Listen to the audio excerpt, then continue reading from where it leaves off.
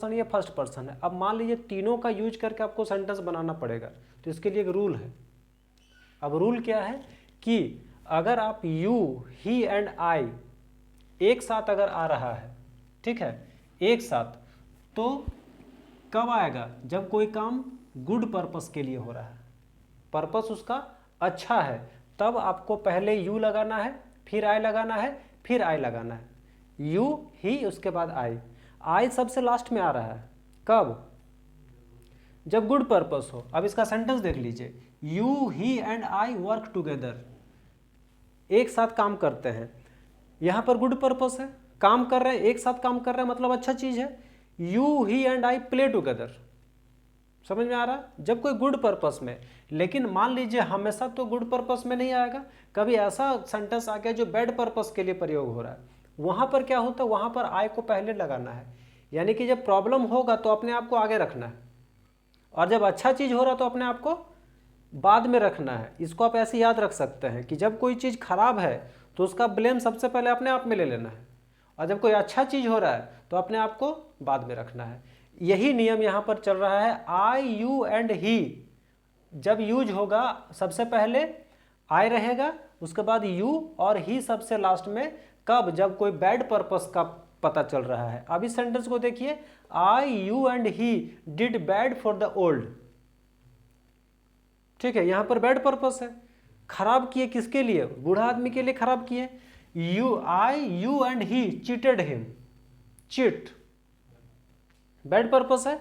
तो जब bad purpose है तो आई पहले, उसके बाद यू और ही सबसे लास्ट में, और जब गुड पर्पस है तो आई सबसे लास्ट में।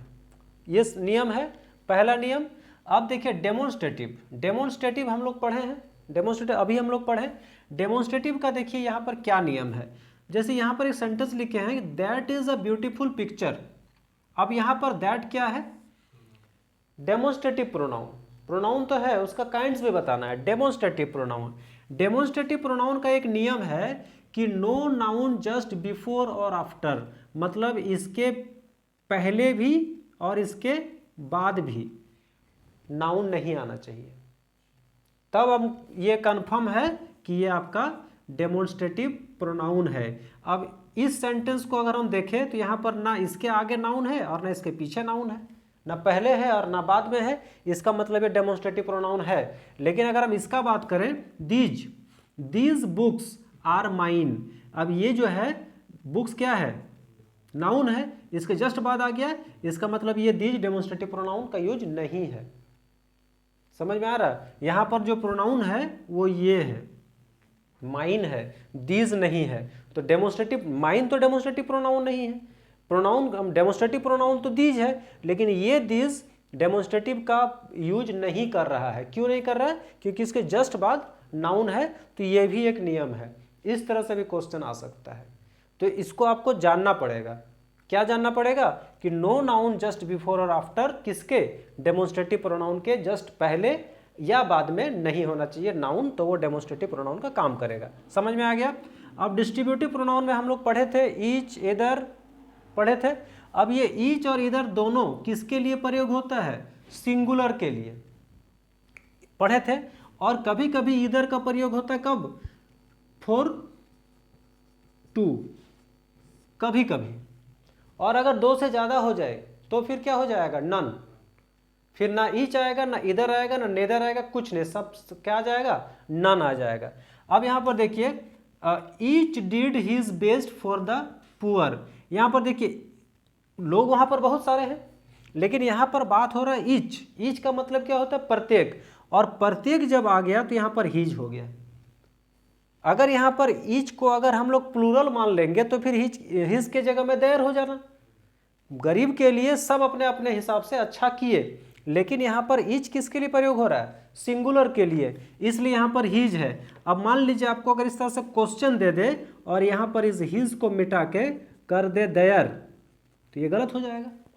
तो आपको तो पता होना चाहिए ना, अगर हिज के जगह में देयर दे, देयर बोले कि इसमें फाइंड द एरर, तो आप कैसे पता लगाइएगा? Find the error, find the error there. There के जगह में क्या होना चाहिए? देयर के जगह में होना चाहिए हिज। समझ में आ रहा है? इस तरह से एरर आता है। इधर यू और मोहन कैन गो देयर। अब यहाँ पर देखिए, यहाँ पर है दो, कौन कौन, यू है और मोहन है, लेकिन यहाँ पर बात हो रहा है किसका, सिंगुलर बात हो रहा है, मतलब इधर या तो तुम या तो मोहन, दोनों में से कोई एक, मतलब ये सिंगुलर है।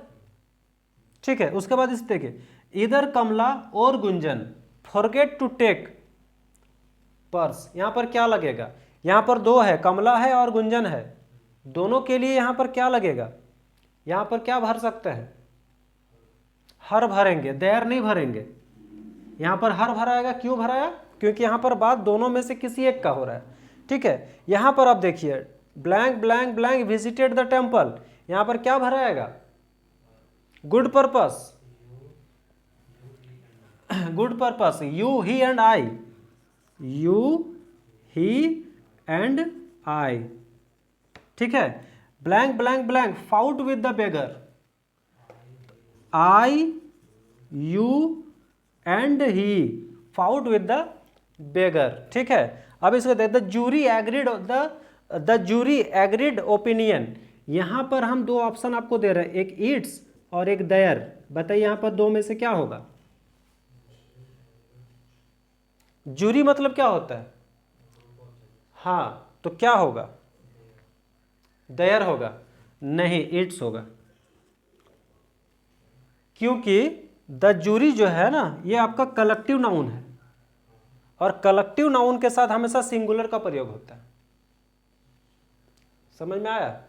उसके बाद देखिए, Ruchi is the girl, book is with me. यहां पर हम दो ऑप्शन देंगे, एक हु और एक हुज, हुज होगा। ठीक है, उसके बाद है how long have you and Sheetal non.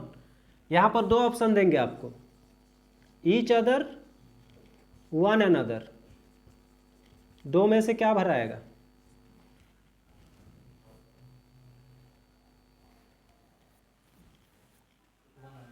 Each other भराएगा, क्योंकि यहां पर दो है। इसके जस्ट पहले आपको हम बताएं कि one another more than two, each other only two. यहां पर यू एंड शीतल दो लोग हैं, ईच अदर। उसके बाद क्या है, इंडिया इज, क्या होगा यहां पर, नहीं आवर कंट्री, प्रोनाउन भरना है ना, इंडिया इज आवर कंट्री, यहां पर क्या भराएगा, प्रोनाउन भरना है, वी मस्ट रिस्पेक्ट, फिर आवर। ठीक है, समझ में आ रहा है। उसके बाद यहां पर देखिए, नेदर और नन भरना है, dash of you and me can do this, क्या हो जाएगा, यहां पर दो लोग हैं, तो दो लोग हैं तो नन तो नहीं आएगा, नेदर आएगा, neither of you and me can do this, ना तुम और ना हम इस काम को कर सकते हैं।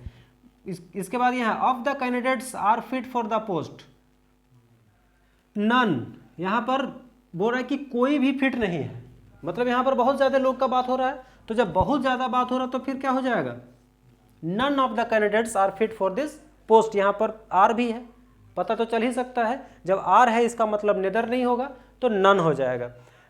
यहां पर देखिए, of them has a pen, none हो जाएगा, क्योंकि यहां पर देम है। You are your friend played, यहां पर क्या हो जाएगा, यू आर योर फ्रेंड, दो है ना, तो दो है तो क्या हो जाएगा, नेदर हो जाएगा।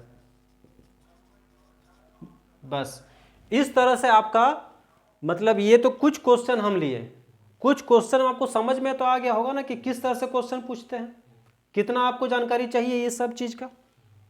ठीक है, तो इस तरह से क्वेश्चन बना बना के हम लोग और ज़्यादा प्रैक्टिस करेंगे, समझे। आपको ये हम बताने के लिए कि हम लोग इसके पीछे जो पढ़े, क्यों पढ़े, समझे। अब इतना सारा चीज़ हम जो पढ़े हैं, इसके पीछे कुछ तो लॉजिक है, तो उस लॉजिक को हम यहाँ पर बताएं कि कॉम्पिटिटिव रूल्स में वो इसको कैसे वो लोग यूज करता है, क्वेश्चन का पैटर्न क्या होता है। इसमें आपको फिल इन द ब्लैंक्स नहीं देगा, फिल इन द ब्लैंक्स ही देगा, मतलब चार ऑप्शन आपको दे देगा। एक सेंटेंस दिया, उसमें ब्लैंक रहेगा, उसमें चार ऑप्शन दे दिया, अब चार ऑप्शन आपको भरना है, तो कैसे भरिएगा, पता होगा तब तो भरिएगा। चलिए आगे फिर कुछ और बताते हैं।